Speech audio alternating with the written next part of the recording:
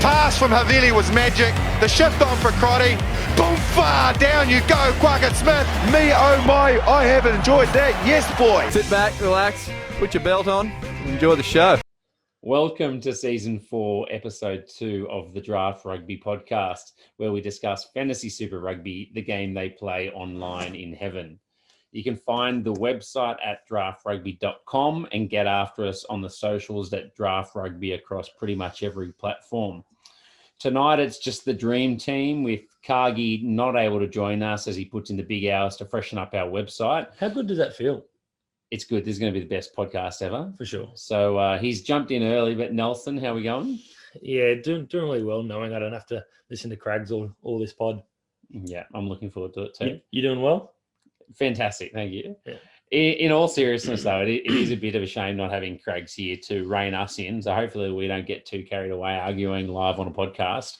But we have got a hell of a lot of information with fantasy tips, lineup changes, etc. for the New Zealand conference. So really looking forward to get stuck in. Yeah, look, this pod's going to have a lot of juicy bits. This is one of the most important pods of the year for sure. We're going to try and touch on most players, but I mean, I'd be getting your pen and paper out ready to write down some things. And we've been lucky enough to have Sumo Stevenson on the last couple of years for this podcast, and he's no longer in and around the rugby. I guess circles nearly as much as what he used to be. So it's going to be a shame not doing this with him. But I think it's fair to say that we've got some big shoes to fill to try and make up for the lack of information that won't be here. Losing him is almost counterbalanced by losing Craigs. That's right. We're almost on par. Almost. Yeah. So in tonight's pod, for the entree, we're going to make our predictions on who will be the top New Zealand fantasy players across Super Rugby Aotearoa and the Trans-Tasman competition. We'll give you our top 3 unique players. Craigs, we've given him the ability to go first to make it easy, and then Nelson, and then myself.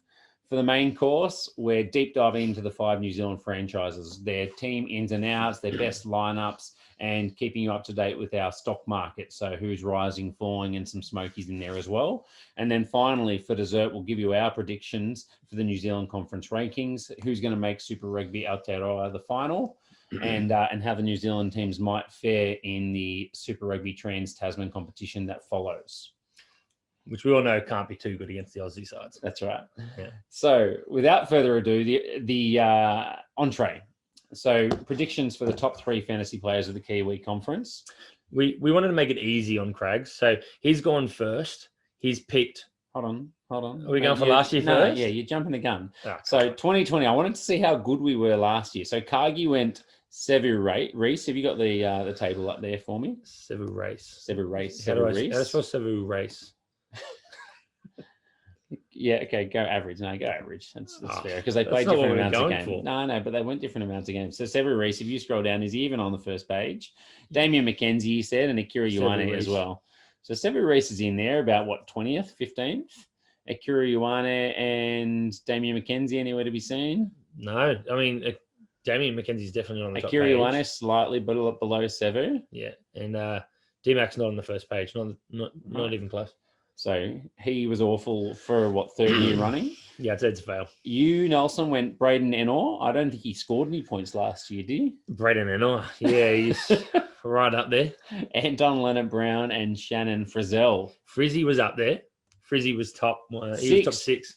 Yeah, okay. Good call. Yeah, I'll take it. And yet I've got the nerve to put him in my stocks falling, but spoilers for later. Yeah. And Anton Leonard-Brown, no, surely he was there. Surely he was up there. Wow. Okay, not top 25. And how did I go? Nani Lamape, Fetu Douglas, and Richie Mounga. Richie Mounga, number 1 pick. Yeah, let's just point out you went first. Disagree. You went first and you picked Richie Mounga. Don't be too excited, mate. You went first and you've got 1. I didn't change the order here, mate. You did. No. You got Bashir as well. I'm a genius. Richie Douglas, nowhere near it, mate. It's Fetu, but no worries. Yeah, and Lamape was close. Injury. You went first. He actually was. Yeah. Okay, I get it. I'm number 1 here. Super Rugby 2021. All right, so show us. What did Cargie say? So Cargie's gone the easy route. Exactly what, he'll be up there because same thing as Harry. He picked Richie Mo'unga. Very easy points there, low-hanging fruit. Then he's gone Will Jordan, which, we believe is the low-hanging fruit as well. We both would have had both of them in our sides. Literally 1 and 2 of 2020. So Richie Mo'unga was literally 19 points higher than anyone else in the competition on averages. So if he plays, he's surely going to be up there. I think Willie Jordan was second. Yeah, Mo'unga, I think, was like 6th or 7th points per minute. And this is including players that play a minute and score a try. He is just right up there, and he played bulk minutes as well. Absolutely amazing. And then his third one's from left field, Zahn Sullivan, who, we've talked a little bit about in our most recent pods, the Young Hot Shit podcast. But Hot Shit. I didn't have a button ready. Damn it. But no, look, I think that's a big call. So at least he's gone out on a limb for one, but he's going to be wrong. Yeah, I think Cargie is definitely one to buy into the hype train. And I'm sure I'm going to steal one that he'll be kicking himself that he didn't think of. But Nelson, your seconds? Oh, look, I being a forward, I thought I threw a few forwards in there. But look, my first one is David Havili. David Havili, we'll go into a bit of his details later, was an absolute weapon before missing most of Super Rugby Aotearoa. So I just think he'll go right back up. He'll be top 2, top 3 for me. Cody Taylor, I think, he's going to be right up there. He's got less competition this year with a Makaleo injury. So I think he's in the Crusaders. He's going to be right end of the scoring, side of the table consistently. So I think he'll be right up there again, 29 years old, pretty peak. And Lockie Boshier, who was a bit contentious for me, a little bit tricky, but I just love the player, so I had to put him on the list. Yeah, I've got questions on all those players, but we actually dive into all of them later. The one I will ask, though, Cody Taylor, I thought he wasn't scoring as many rolling maul tries last year as he had in previous seasons. I guess that means that you're backing him to get back into some try-scoring form. No, look, not really. He was 5th last year. He got the same as Aaron Smith. He was only a couple points behind Boshier, 6 points behind Will Jordan. For me, I think, top 5 last year. He's got less competition this year. Even if he's not getting those tries, he was dominant last year. So for me, I think he's massive. I think fair to say this is all on averages this year because people missing games because of COVID and stuff is a bit unfair. So we're picking highest average, right? Yeah, he was right up there for everything there. He was. Okay, so mine, this is what the listeners have come for their first 3 fantasy picks. Not really. Nani Laumape. I think he missed all of Super Rugby Aotearoa. But what an absolute machine, and has been the best centre in the game for a long period of time. And, I don't think a centre's ever topped the overall scores, but I think he was sitting something like 7th last year on averages despite his limited game time. So very, very good. And then I'll save my smoky pick for last. I've gone Damien McKenzie. I was a little bit disappointed with him last year. He was down. How low was he? And I feel like you just looked it up. He was 37th, mate. He had the same average points as Lukan Salaka-Lotto. So he's a lock. That's pretty concerning. He obviously came back from his knee injury a year earlier, and I just don't think he was fully up to his speed. So the argument is he past it, or is he just taking that extra season to get his zip back? And I am such a Damien McKenzie lover that I've just convinced myself that surely it's later. I love the bloke, but I think it means he's past it.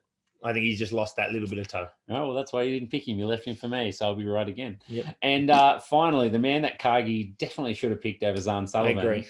Salisi Reasi. Yeah, massive. So obviously the only contentious issue here is the Olympic 7's. And to kind of put that out there right now, it looks like the only basically no players have been signed. There is one that I'll get to in the Chiefs preview, but Salisa Reasi may or may not go over to the Olympics. The head coach is saying something along the lines of, even if we only get them at the end of Super Rugby Aotearoa, then we'll still have 3 months to get their conditioning right for the Olympics. So I think he's kind of resigned himself to the fact that he won't get all his players for the entire time. And that's plenty of time for Reasi to make a big dent in Super Rugby now that Blam is gone. He's the Ben Lamb replacement. Very similar in terms of his game. So going to be an exciting player. Yeah. And then before we kick into the main course, the All Blacks resting protocol, I think it was really, really clear last year, especially with Super Rugby starting earlier than ever in a long international season as well. It kind of is a little bit more in a grey area this year. I don't think they're quite kind of telling us the same amount of information. What I have heard in a podcast somewhere was that out of the 2 trials they have before the game kicks off, they're looking at a 40-minute game time for the second trial. So last year, the rule was they played 40 minutes game 1, 60 game 2, then they could play 80 game 3 if they wanted. They couldn't play more than, I think, 5 consecutive games, and then they had to have 2 games off through the whole season. Now, the season's not as long, so I don't think they're going to be asking them to have 2 seasons off, especially 2 games off, especially with COVID looming to potentially cancel games. Yeah, I think that just puts a question mark on it, right? You can't have, a defined protocol when the season, we don't know what the season's really going to look like. I think the big thing that we do know is that they've come back to training later than the non-international players. So my expectation is they're going to be capped to most likely 60 minutes game 1, and then it'll kind of be all hell breaks loose after that. So maybe not quite as much of a handbrake for them as fantasy players this year. Yeah, I agree.